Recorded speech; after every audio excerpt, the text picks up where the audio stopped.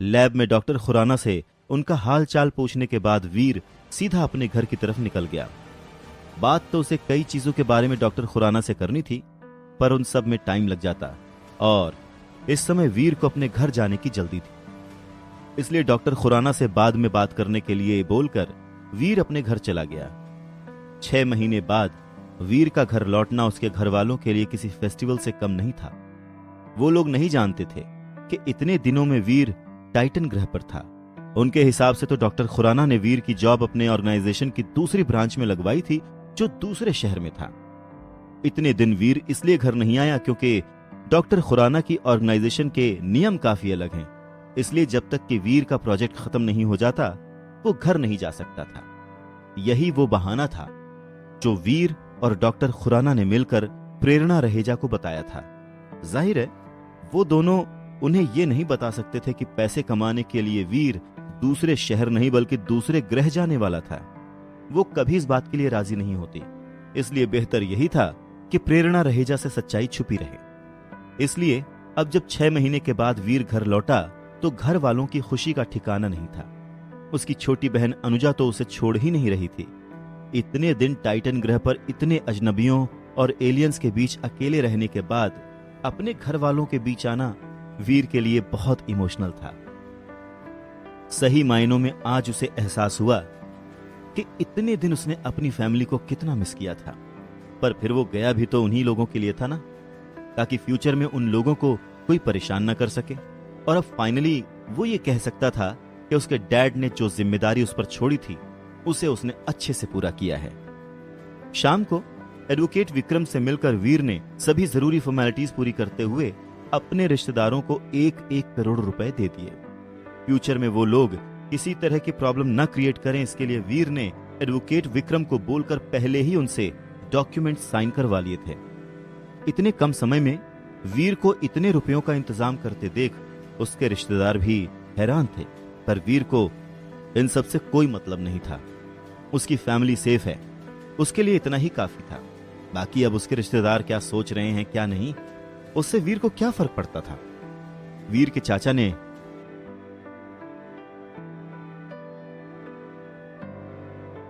इतने कम समय में वीर को इतने रुपयों का इंतजाम करते देख उसके रिश्तेदार भी हैरान थे, पर वीर को इन सब से कोई मतलब नहीं था। उसकी फैमिली सेफ है, उसके लिए इतना ही काफी था। बाकी अब उसके रिश्तेदार क्या सोच रहे हैं क्या नहीं, उससे वीर को क्या फर्क पड़ता था। वीर के चाचा ने उससे इस बारे में बात करने की कोशिश भी की, पर वीर ने उन्हें पूरी तरह से इग्नोर कर दिया। अब जब वो लोग उसकी फैमिली को और परेशान नहीं करेंगे, तब तक वो लोग जिए या मरे उससे मतलब नहीं है। सारी फॉर्मेलिटीज पूरी होने के बाद वीर ने राहत की सांस ली। अब जब सब कुछ ठीक हो आया है तो आगे भी सब ठीक ही होगा। उसकी बहन अब गवर्नमेंट स्कूल नहीं बल्कि बाकियों की तरह प्राइवेट स्कूल में जाएगी और वीर से अच्छी एजुकेशन हासिल करेगी, और उसकी मां को भी बाहर जाकर जॉब करने की जरूरत नहीं पड़ेगी।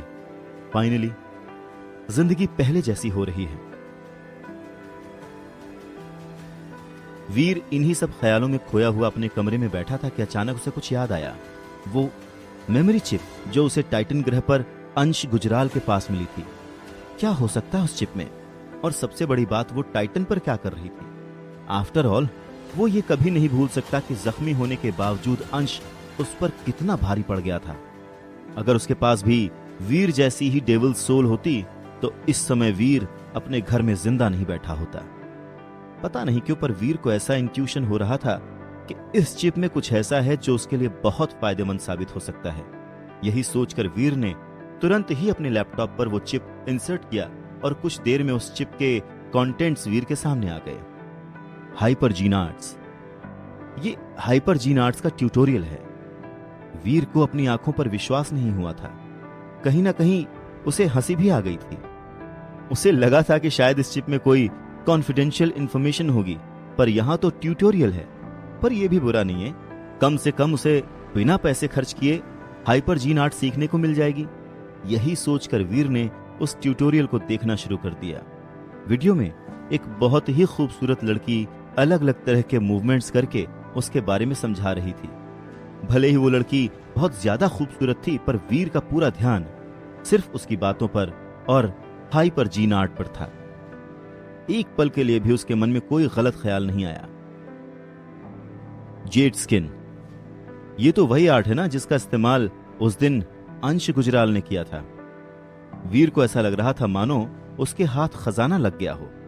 उसे याद है कैसे अंश के हाथों ने किसी आरी की तरह उसके भाले के 2 टुकड़े कर दिए थे। फाइनली अब वो भी वो आर्ट सीख सकता है। 48 घंटे तक कमरे में बंद रहने के बाद आखिरकार वीर ने उस वीडियो ट्यूटोरियल से सब कुछ सीख लिया और उसके बाद उसने चिप को डिस्ट्रॉय कर दिया।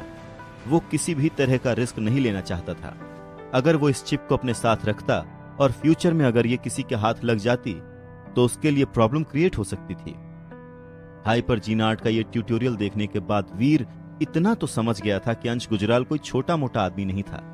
उसके पीछे कोई बहुत ही बड़ी इन्फ्लुएंशियल ताकत का हाथ है और एक बार अगर उस आदमी को अंश की मौत का पता चल जाएगा तो क्या पता वो इस चिप के जरिए वीर तक पहुंच जाए। इसलिए उस चिप का डिस्ट्रॉय होना ही सही था। चिप को पूरी तरह से डिस्ट्रॉय करने के बाद वीर हाइपर जीन आर्ट्स की प्रैक्टिस करना शुरू कर देता है। इससे पहले उसने कई बार इस ट्यूटोरियल को खरीदने की कोशिश की थी, पर एक्सपेंसिव होने के कारण वो ऐसा कर नहीं पाया था। अब जब उसके पास इतने पैसे हो गए थे कि वो इस ट्यूटोरियल को खरीद भी सकता था, तो किस्मत ने उसे ये फ्री में दे दिया, और वो भी इतने एडवांस लेवल का। अब तो उसकी किस्मत भी उसका साथ दे रही थी। हालांकि वो ये जानता था कि जेड स्किन की प्रैक्टिस करना देव आश्रम में उसकी सच्चाई बाहर ला सकता था। वहां पर जो लो प्रोफाइल स्टेटस उसने बनाया था वो खतरे में पड़ सकता था, पर फिर भी उसने इस आर्ट की प्रैक्टिस करने की सोची। आफ्टर ऑल वो जिंदगी भर तो टाइटन ग्रह पर लो प्रोफाइल नहीं रह सकता ना, कभी ना कभी तो उसकी लेवल अप होगी ही।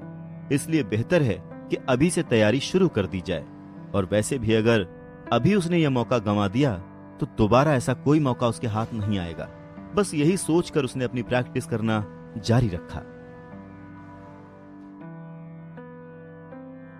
कहानी जानने के लिए देखें अगला एपिसोड सिर्फ पॉकेट एफएम के यूट्यूब चैनल पर, और शुरवीर के सारे एपिसोड्स को सुनने के लिए डिस्क्रिप्शन में दी लिंक से डाउनलोड करें पॉकेट एफएम ऐप।